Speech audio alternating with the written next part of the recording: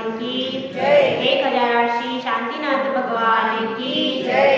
परम पूज्याचे श्री समंत भद्रवंत की जय। आचे श्री आदि सागर महाराज की जय। आचे श्री मावी कीर्ति महाराज की जय। आचे श्री विमल सागर महाराज की जय। आचे श्री तप सम्राट सन्मति सागर महाराज की जय। आचे पूर्व सुंदर सागर महाराज की जय।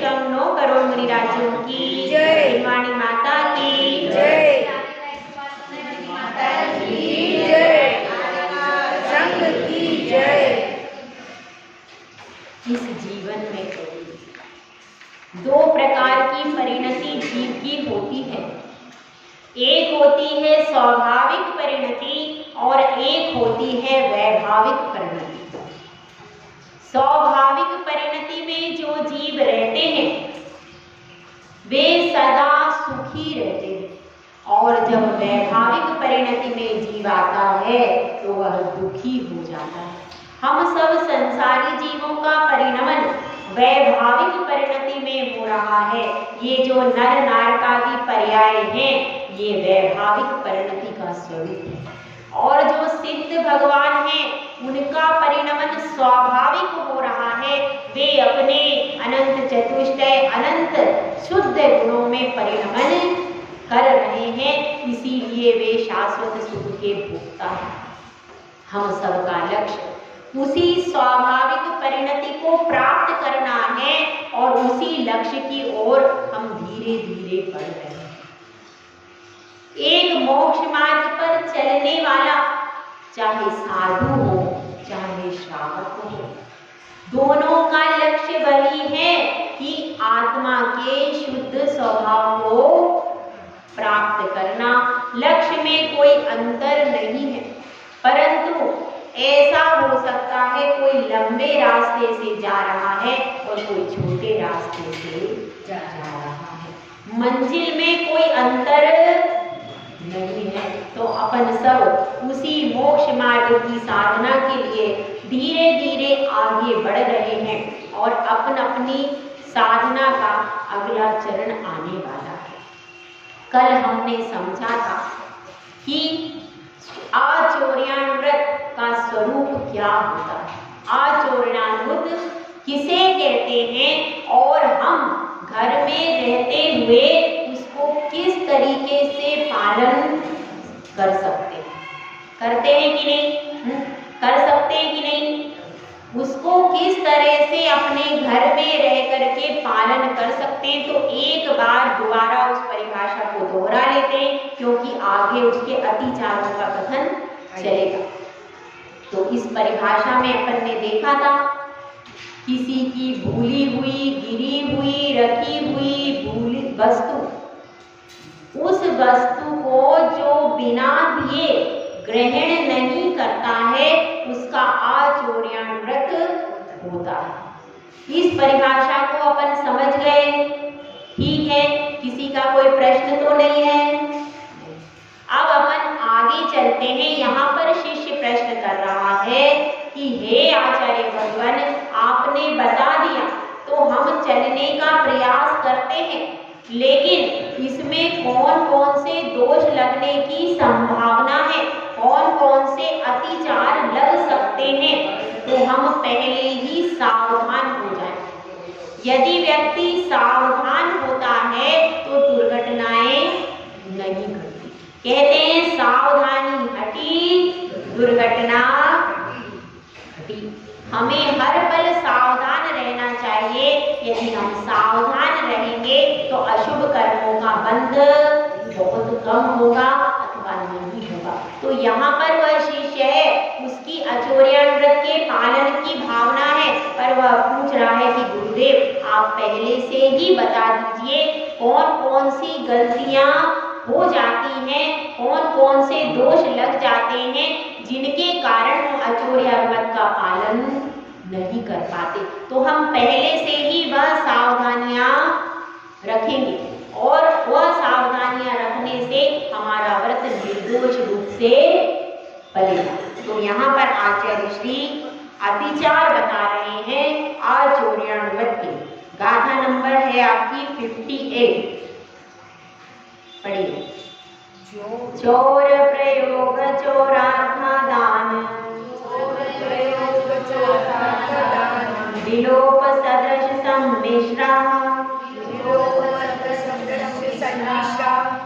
दीनादिक विनिमानं पंचास्ते व्यतिपातः। इसमें बताया गया है कि चौर्याव्रत पालन करते हुए हमें कौन कौन से अतिचार लग जाते हैं। तो पहला बताया है चौर प्रयोग। चौर प्रयोग मतलब चोरी करने की प्रेरणा देना। हम स्वयं चोरी नहीं करते लेकिन प्रेरणा दे रहे हैं कि कोई बात नहीं, तुम ऐसे ऐसे वहां पर चली जाओ, ऐसे ऐसे उस व्यक्ति का धन रखा हुआ है, वहां जाकर के चुराओ। ये क्या हो गया? चोर प्रयोग। चोरी करने के तरीके सिखाना सामने वाले को। जो फिल्में होती हैं वह पूरी सप्त व्यसन से भरी हुई होती है और सप्त व्यसन में एक चोरी नाम का व्यसन भी आता है कि नहीं? व्यसन क्या होते हैं? जो बुरी आदत पड़ गई है और जिसके छूटने में बहुत मुश्किल होती है उसको क्या कहते हैं? व्यसन। तो एक चोरी व्यसन में भी आता है। लेकिन आप देख लीजिए पुरानी फिल्में और नई फिल्में, ज्यादातर या तो नगर वधुओं के ऊपर फिल्में बनती हैं या फिर चोरी के ऊपर फिल्में बनती हैं, गैम्बलर है और भी तरह तरह के, उनका नाम ही है क्या? चोर की पिक्चर। पूरी फिल्म में केवल चोर के ऊपर ही फिल्म बनी है कि नहीं? और जो चोरी करते हैं उनके साथ में कौन रहेगा? तो नगर वधुएं अथवा ऐसी स्त्रियां ही उनके संपर्क में रहती है। पुरानी फिल्में हैं, नई फिल्में, ज्यादातर उसमें क्या दिखाते हैं?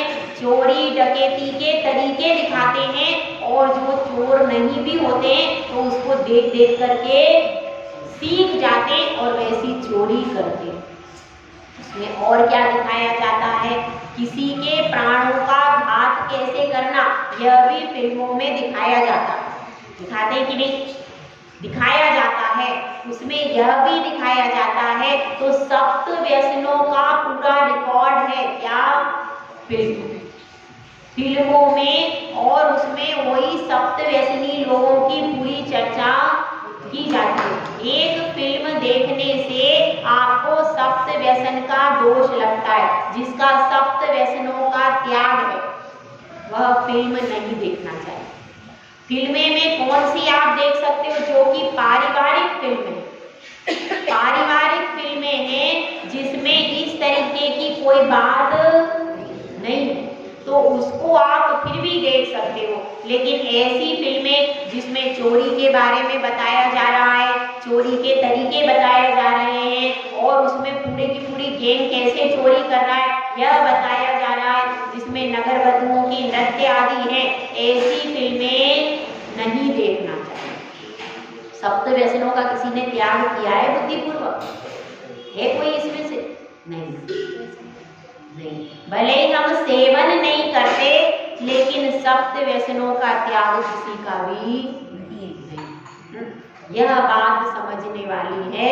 सप्त व्यसनों में भी चोरी आती है और इसमें भी आया है चोरी पाप भी हो।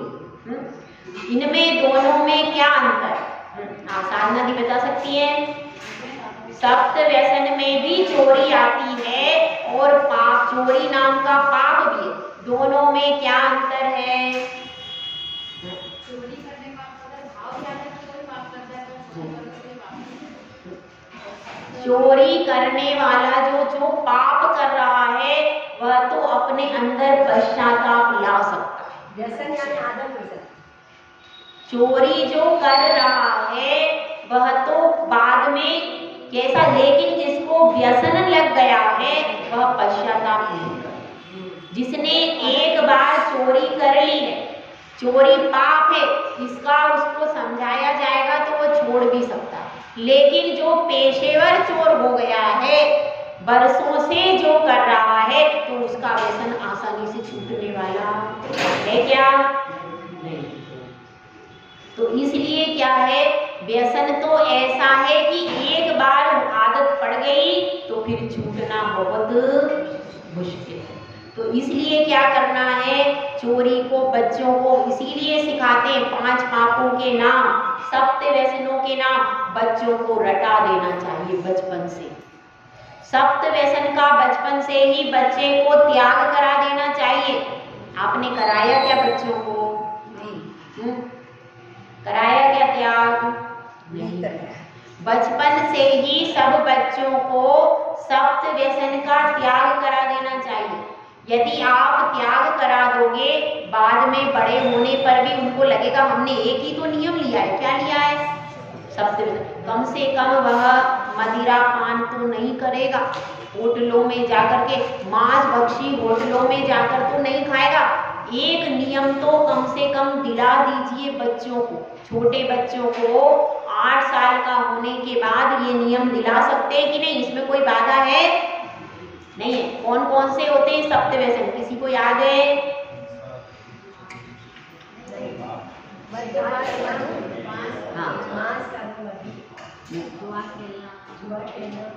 चोरी करना,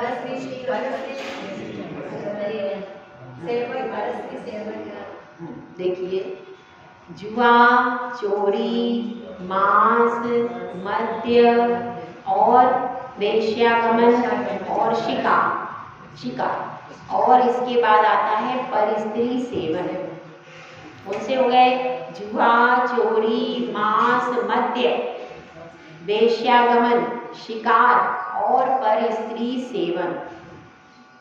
ठीक है, यह 7 व्यसन कहे गए हैं आगम में। 7 व्यसन कहे गए हैं। और सबसे पहले जिसको धर्म में, जैन धर्म में प्रवेश लेना है, एडमिशन लेना है, तो एडमिशन के लिए जैसे अपन कहते हैं ना, पहली कंडीशन क्या है? तो एडमिशन की पहली कंडीशन ये है कि आपको 7 व्यसन का त्यागी होना चाहिए। जो 7 व्यसन करता है वह अभिषेक का पात्र नहीं है, आहार दान का पात्र नहीं, पूजा करने का पात्र नहीं है। व्यवस्थित तो बात यह है, वह मंदिर में प्रवेश का भी पात्र नहीं है। 7 व्यसन। ठीक है, इसलिए आपका एडमिशन कार्ड कहाँ से शुरू होता है कि भैया पहले 7 व्यसन का त्याग करो, उसके बाद आप कुछ धर्म में, मंदिर में प्राप्त कर पाओगे। और जो 7 व्यसनी है वह मंदिर में आकर के भी कुछ भी धर्म लाभ नहीं ले सकते, क्योंकि 7 व्यसन करने से बुद्धि भ्रमित हो जाती है, उसका विवेक नष्ट हो जाता है। ठीक है, तो यहाँ पर चोरी के बारे में बताया गया है। चोरी पाप है और उसमें प्रसिद्ध हुआ है, कौन प्रसिद्ध हुआ है? तापस प्रसिद्ध हुआ है। अब अपन दूसरी इसकी बात को लेते हैं। चोर प्रयोग का मतलब क्या है? चोरी की प्रेरणा देना और चोरी आदि की फिल्में भी नहीं देखना चाहिए, जिसमें चोरी करने की शिक्षा दी जा रही है।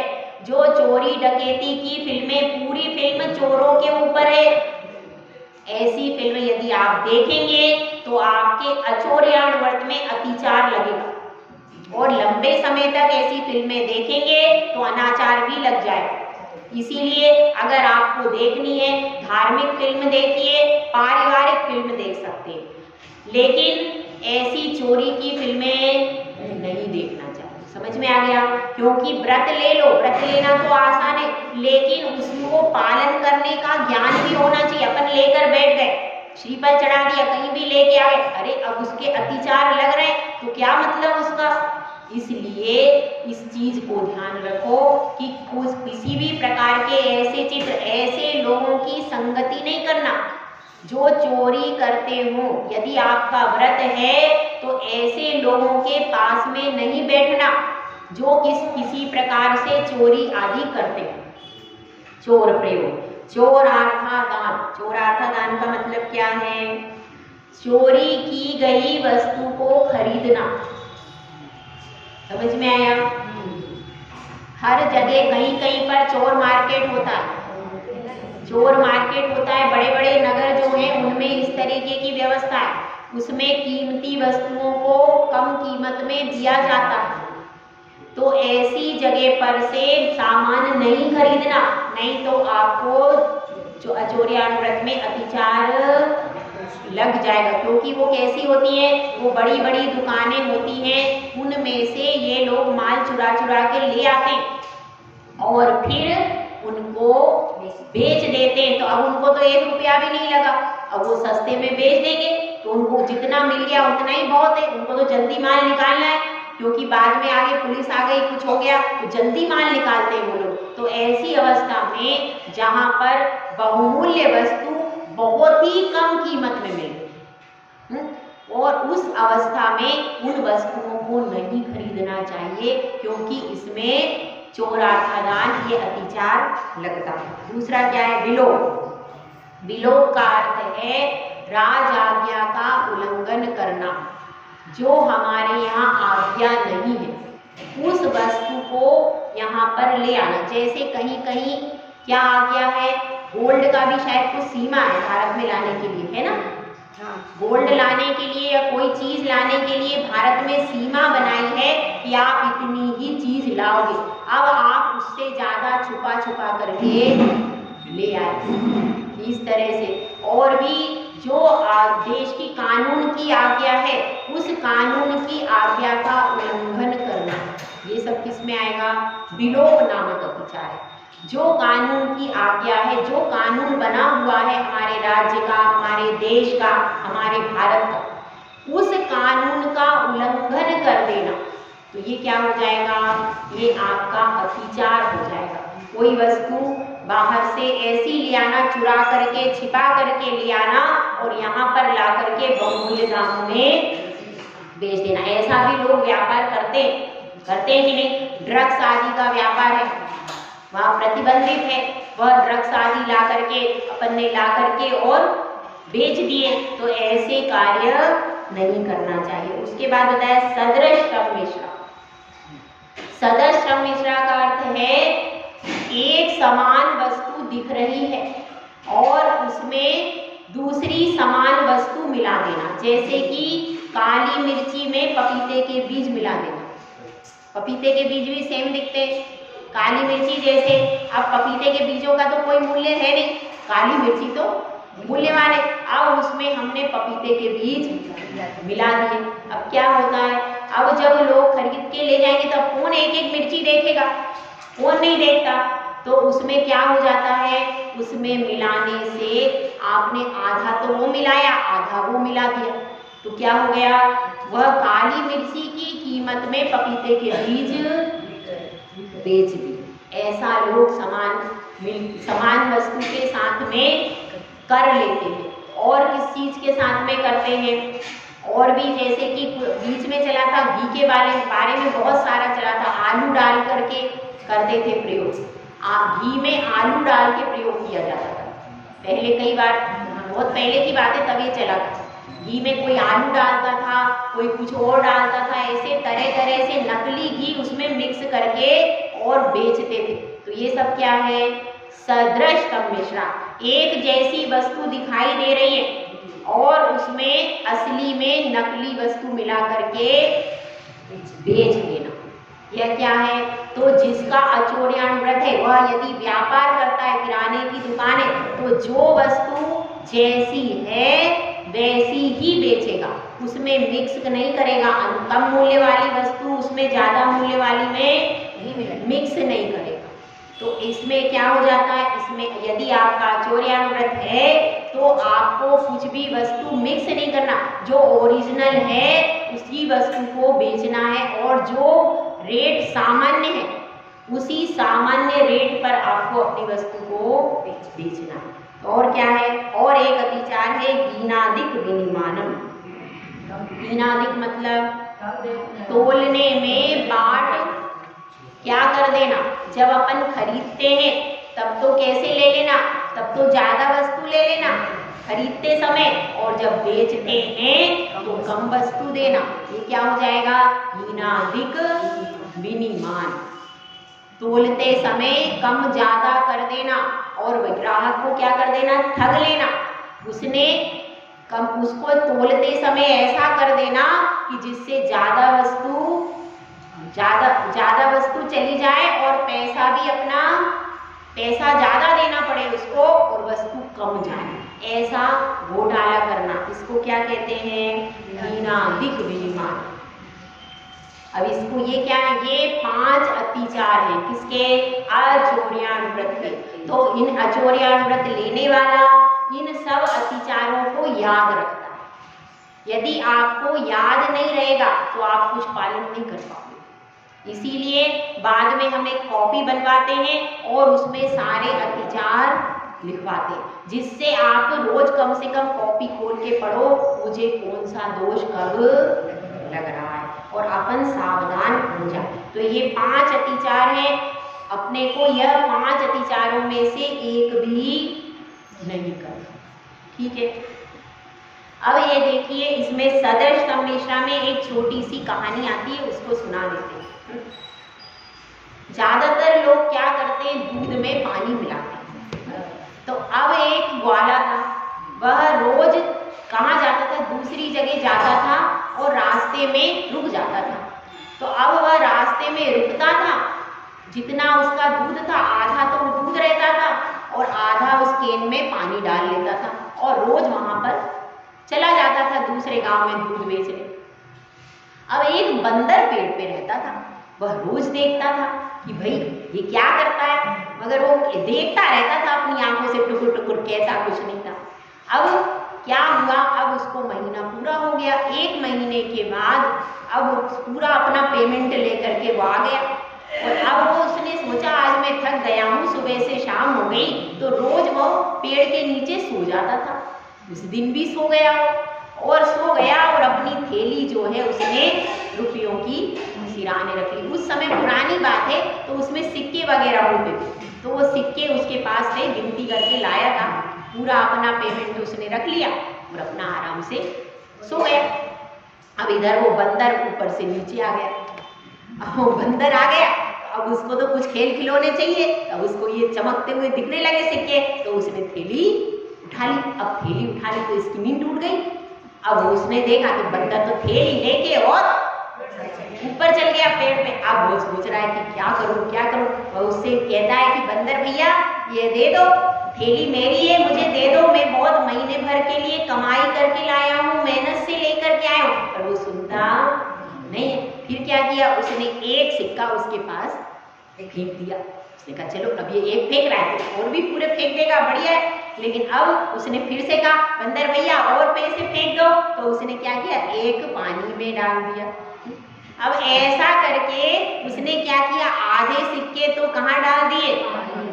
उसके पास, और आधे सिक्के पानी में डाल दिया। वो वह रोने लगा, मैंने इतनी मेहनत की, मेरी कमाई पूरी पानी में चली गई। तो उसकी एक गुड़िया आती है, वह कहती है बंदर समझदार है, जितना तुमने दूध लाए थे उतना दूध का दूध कर दिया, पानी का पानी में कर दिया। तो इसलिए ऐसा समझना चाहिए, भले ही हम कितनी ही जालसाजी करेंगे, कितनी ही धोखाधड़ी करेंगे, लेकिन जब कर्म हिसाब करेगा तो वो दूध का दूध और पानी का पानी कर देगा। तो अब इसमें देखिए वारिशेण कुमार प्रसिद्ध हुए। वारिशेण कुमार इसमें प्रसिद्ध हुए आचौर्यानुव्रत के पालन में, और उनकी बहुत सुंदर कथा है, उसको अपन सुनते। राजगृही नगरी में राजा श्रेणिक राज्य करता था। उनकी पटरानी का नाम चेरना था, और उस चेरना के एक बहुत ही वैरागी पुत्र उत्पन्न हुआ, उसका नाम था वारिशेण कुमार। वह वारिशेण कुमार अत्यंत निर्लिप्त भाव से रहता था, और यहाँ तक कि वो चतुर्दशी की रात्रि में शमशान में जाकर ध्यान किया करता, ऐसी उसकी अड़िग साधना थी। अब एक दिन क्या होता है, ऐसे ही वो चतुर्दशी की रात में शमशान में ध्यान करने के लिए जाता है, और इधर एक दूसरी घटना घटती है। उसी नगर में एक विद्युत चोर नाम का चोर था, और चोर होते हैं तो उनकी भी प्रीति किनसे होती है? नगर वधुओं से उनकी प्रीति होती। तो वहां पर एक मगध सुंदरी नामक स्त्री थी। उस मगध सुंदरी स्त्री के पास में इसका आना जाना था। तो विद्युत चोर रात्रि में उस मगध सुंदरी के पास में जाता है, तो वह मगध सुंदरी उससे कहती है कि यहाँ पर नगर सेठानी श्री कीर्ति, उस श्रीकीर्ति सेठानी के पास में बहुत सुंदर रत्नों का हार है, तुम मुझे वह हार लाकर दोगे तब मैं तुमसे वार्तालाप करूंगा। अब वह उसकी आज्ञा मान करके वहां से चला जाता है और श्रीकीर्ति सेठानी के वहां से, उसके महल से, उसके भवन से हार निकाल लेता है और निकाल करके हार को ले जाता है। पर वो 9 लखा हार होता है, उसमें इतनी चमक होती है कि वो अपने कपड़ों में छुपाता है पर चमक छुप नहीं।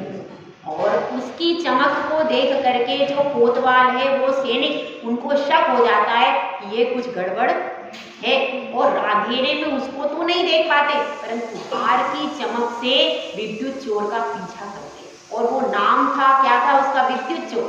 तो यथा नाम तथा गुण था, विद्युत बिजली की तरह वो तेज तेज भागता जाता है और भागते भागते आगे जाता है, भागते भागते वो घबरा कर सोचता है कहाँ जाऊं, कैसे बचूं। तो शमशान में घुस जाता है। शमशान में घुस जाता है और अचानक देखता है तो वहां पर वारिशेन कुमार ध्यान कर रहे थे। वे अपने ध्यान में मगन थे, उनको नहीं पता कौन आया और कौन गया। और अब वह क्या करता है, उन्हीं के आगे उस हार को डाल देता है और डाल करके खुद झाड़ियों में छुप जाता है। अब इधर क्या होता है, सैनिक तो पीछा कर ही रहे थे, वो तुरंत आ जाते। अब देखते हैं कि भाई क्या होता है, जिसके पास वस्तु बरामद होती है उसी को चोर माना जाता है। कानून तो यही है, जिसके पास से वस्तु बरामद हुई वही चोर है। अब ये देखते हैं कि अरे ये कौन है, तो पहचान जाते हैं, राजकुमार तो था ही, तो पहचान जाते हैं कि देखो ये हार है। और हार किसके पास मिला? वारिशेन के पास हार मिला। तो अब यह पूरी घटना, वो उस हार को ले जाते हैं और राजा सैनिक के पास पूरा घटना का ब्यौरा देते हैं कि वहां पर शमशान में वारिशेन कुमार बैठे थे, उनके आगे से हमें हार बरामद हुआ। तो अब सैनिक राजा सोचते हैं कि भाई जिसके पास से बरामदगी हुई है, दुनिया तो उसी को दोषी मानेगी। तो हालांकि उनको अपने पुत्र पे भरोसा भी था, लेकिन अब क्या कर सकते हैं, पूरे सैनिक कह रहे हैं कि वारिशेन कुमार के पास से हार मिला है। तो अब ये सुन करके वो कहते हैं कि भाई जब सबके लिए न्याय समान है, भले ही वे राजपुत्र हैं लेकिन राजकुमार है, तो भी न्याय यही कहता है कि उनको सजा दी जाए। और राजकुमार होकर के इतना कृत्य किया है तो मृत्युदंड दिया जाए। मृत्युदंड की आज्ञा हो गई। वे वहीं बैठे हैं, कहाँ पर? शमशान में ध्यान कर रहे हैं राजकुमार। और फिर क्या करा, उन्होंने कहा ठीक है वहीं रहने दो, एक बदिक जाओ और वहीं पर उनको तलवार लेकर के मृत्युदंड दिया जाए। एक बदिक जाता है और तलवार लेकर के वहीं पर प्रहार करने की इच्छा से प्रहार करता है, लेकिन वो तो आत्मा के ध्यान में डूबे हुए थे।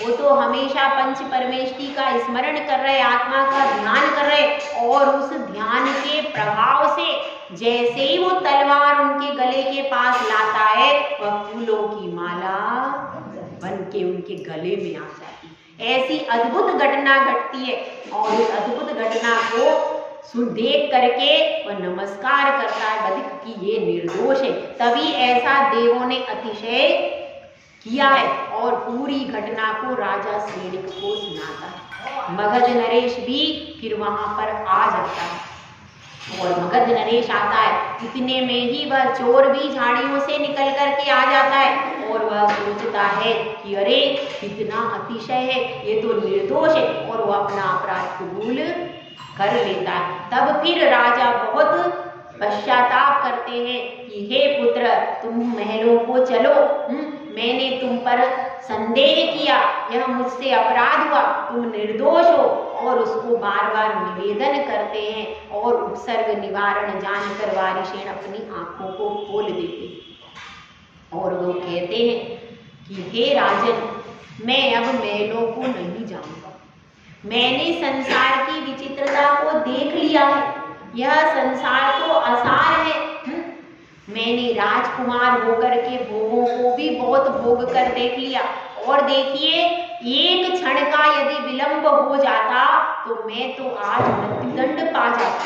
जब यह उपसर्ग आया था तभी मैंने सोच लिया कि यदि इस उपसर्ग से बच जाऊंगा तो मैं दीक्षा धारण करूंगा। अब समय को व्यर्थ करना अनुचित है, ऐसा मैंने प्रण कर लिया। और अब मेरे प्राणों की रक्षा हुई है तो यह मेरा जीवन अब मुनि दीक्षा के लिए, मैं अब महलों को नहीं जाऊंगा।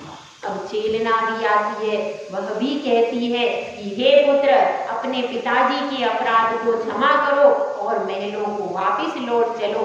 लेकिन वारिशेन को कह देते, मैंने जो निर्णय अब कर लिया है मैं उससे बदलूंगा नहीं बदलूंगा। कैसे थे वारिशेन कुमार? पूरी युवावस्था थी उनकी, युवावस्था थी पूरी, 32 उनकी रानियां थी। भोग उपभोग में कोई कमी थी क्या? नहीं थी। पर देखिए, उसके बाद भी चतुर्दशी की रात्रि को शमशान में ध्यान करते। कठिन बात है कि नहीं? कठिन बात। गृहस्थ थे, 32 थी, आपकी कितनी है? 32 होने के बाद भी कहाँ ध्यान कर रहे? चतुर्दशी को इतना त्याग करके शमशान में ध्यान करते। और वह जब उपसर्ग जानते हैं, संकट जानते हैं, तो वह कह देते हैं, पिताजी माताजी आप लोग महलों को जाइए, मैं तो अब वन में जाऊंगा और श्रेष्ठ गुरु चुन करके दीक्षा धारण कर लूंगा। और जैसे उन्होंने कहा था वैसे ही वो फिर महलों में लौटकर आए ही नहीं, वहीं से सीधे मुनि दीक्षा धारण करने के लिए वन में चले गए। ऐसे वारिशेन कुमार हैं तो उनको इस घटना से वैराग्य हो गया। किससे? कि ऐसा संसार विचित्र है। मैं निर्दोष था, तब भी एक छोटे से अपराध के कारण मेरे प्राण जा रहे थे। यह संसार कुछ भी अच्छा नहीं। ऐसी परिणति देख करके क्या हो गया? वैराग्य हो गया। तो ऐसे वारिशेन कुमार की कथा है और ये अचोर्याण व्रत में प्रसिद्ध हुए कि उनके सामने हार रखा था मगर उन्होंने कभी भी लेने की इच्छा नहीं की, तो इसलिए वे अचोर्याण व्रत में प्रसिद्ध हुए हैं। और इसी घटना से उनको वैराग्य हो गया और वे फिर मुनिराज बन गए और मोक्ष में चले गए। ठीक है, तो अब यहाँ पर अपनी बात चल रही है कि ऐसे अचोर्याण व्रत का पालन करने में प्रसिद्ध कौन हुए? वारिशेन कुमार। अब इसके बाद अपन ब्रह्मचर्याण व्रत का लक्षण पढ़ते हैं, क्योंकि ये सारे मंत्रों में सार कौन सा मंत्र है? नमोकार। सब मंत्रों का सारभूत मंत्र है। और सब पर्वतों में श्रेष्ठ पर्वत कौन सा है? सम्मेद शिखर। सब नगरियों में सबसे श्रेष्ठ नगरी कौन सी है? अयोध्या, है कि नहीं? सब इंद्रों में श्रेष्ठ इंद्र कौन है? सौधर्मेंद्र।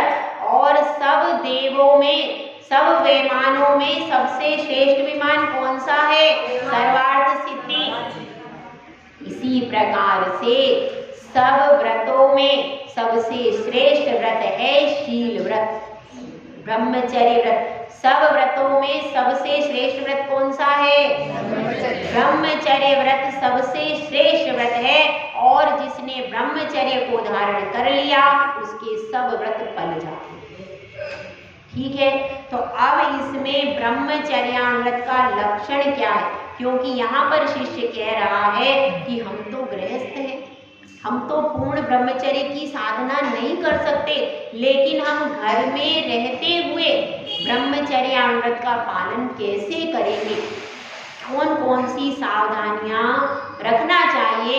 तो इसलिए उसकी परिभाषा को यहाँ पर बता दें। न तु परदारान गच्छति, न परान गमयति च पाप भीतेर्यत्, सा परदार निवृत्तिः, स्वदार संतोष नामापि। इसमें बताया गया है न तू परदारान गच्छति, वह स्वयं पर स्त्रियों के भवनों में आता जाता नहीं है। कौन? जो ब्रह्मचर्याव्रत का धारी है वह पर स्त्रियों के जहाँ पर भवन है उन पर स्त्रियों के भवनों में नहीं आता जाता है। कदाचित आप किसी के भवन में गए हो, आपके मित्र का भवन है, वहां पर उसकी स्त्री अकेली है तो आप अंदर नहीं जा सकते।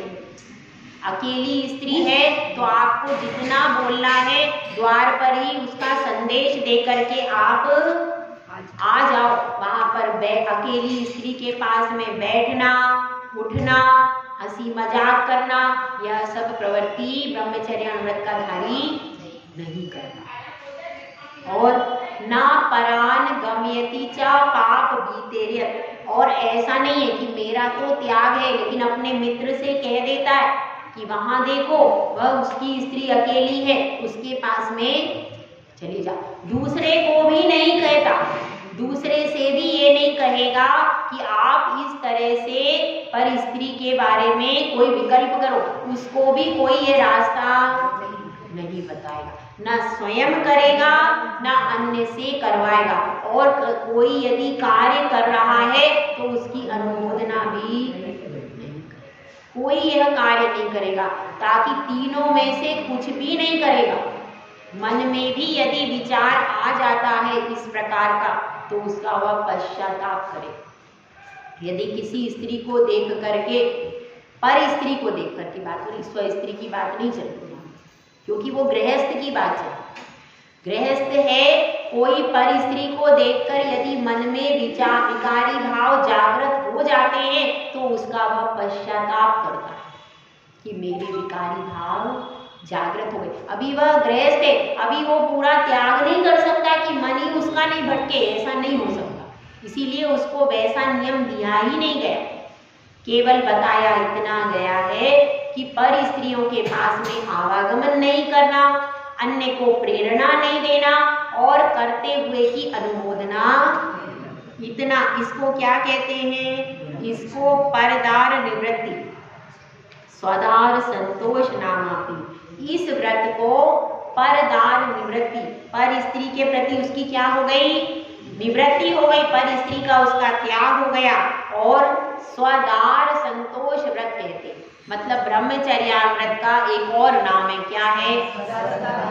स्वदार संतोष व्रत। अपनी पत्नी में ही संतुष्ट होकर के रहता है, पर स्त्री के बारे में विचार भी नहीं कर। अब तो यह नियम भी लोग नहीं ले सकते। क्यों? इसलिए नहीं ले सकते कि पुरुष, स्त्री भी नहीं ले सकती। पहले तो स्त्री ले लेती, क्यों ले लेती थी? इसलिए ले लेती थी कि स्त्रियां एक ही विवाह करती थी। पहले की 90% स्त्रियां एक विवाह करती थी और उसके बाद अपना जीवन धर्म में बिताती थी, पहले की स्त्री। लेकिन अब क्या है? अब तो तुरंत यदि पति से डाइवोर्स हो जाए, विधवा हो जाए, तो उस प्रसंग में तुरंत दूसरा विवाह कर लेती है। इसलिए यह व्रत स्त्रियां भी वर्तमान में नहीं ले सकती। आप में यदि संतोष है कि हमारे पति के अलावा दूसरे के साथ में हम आगे कभी भविष्य में भी हम कोई नहीं करेंगे, वही स्त्री इस नियम को ले सकती है। क्योंकि देखिए, आप नियम ले लिया और फिर तोड़ दो तो वह काम अच्छा नहीं। पुरुष भी है तो पुरुष ने भी यदि नियम कर लिया है कि मैं जो पत्नी है विद्यमान, उसके अलावा मैं दूसरा विवाह नहीं करूं, तब यह नियम की पालना होगी।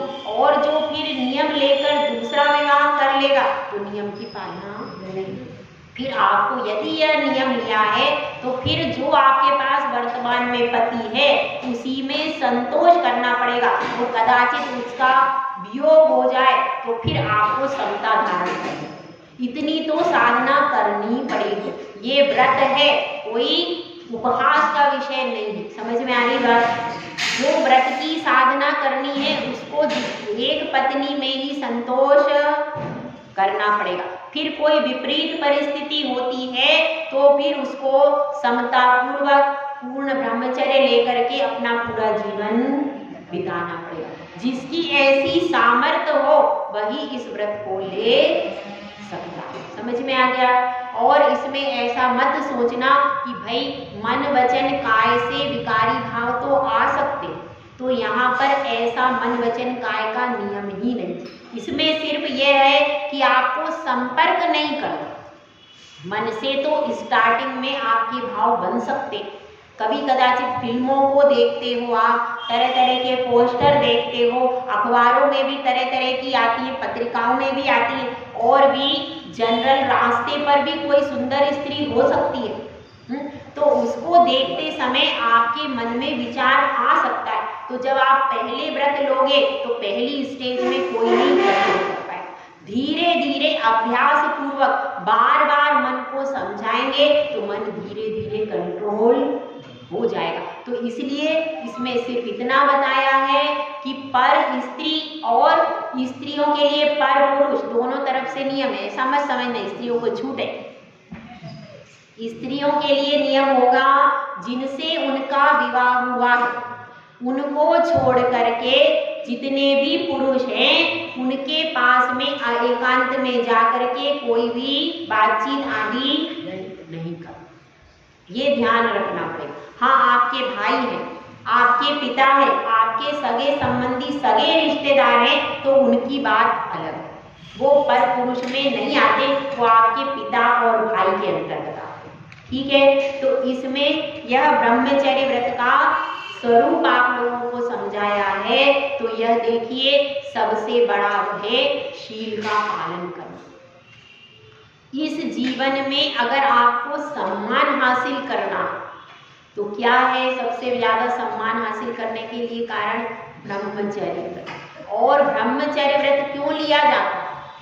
ब्रह्मचर्य स्वदार संतोष व्रत क्यों लिया जाता है? क्योंकि एक बार के मैथुन सेवन से 90 करोड़ से अधिक संख्या है, उतने जीवों का घात होता है। इसके लिए और आप बाहर यहाँ वहाँ सब जगह प्रवृत्ति करोगे तो आपकी भयंकर भयंकर बीमारियां भी होंगी और शरीर में भी तरह तरह के रोगों की उत्पत्ति होगी, और साथ में आप पाप से भी समन्वित होंगे। इसलिए यह व्रत अनुष्ठान किया गया है ताकि एक व्यक्ति घर में रह करके भी अपने आप को ब्रह्मचर्य की साधना में लगाए। और कालांतर में यह व्रत कारण है काय के लिए? ब्रह्मचर्य महाव्रत के लिए। कालांतर में यह जीव साधना कर रहा है आज श्रावक की, लेकिन काय के लिए? आगे में भविष्य में मुनि बनूंगा। तो यह जो साधना उसने छोटे रूप में की है यह आगे महाव्रत की साधना में हेल्प करती है। इसलिए अपन सबको इन सब व्रतों को लेकर, अभी कितने 4 व्रत हो गए? कितने हो गए? 4 व्रतों का वर्णन यहाँ पर हो गया। कल इसके अतिचारों के बारे में अपन देखेंगे और इसमें किस प्रकार से हमें प्रवृत्ति करना है, कौन कौन से दोष लग जाते हैं, इन सब बातों को कल देखेंगे। जय बोला जय सुंदर सा महाराज की जय।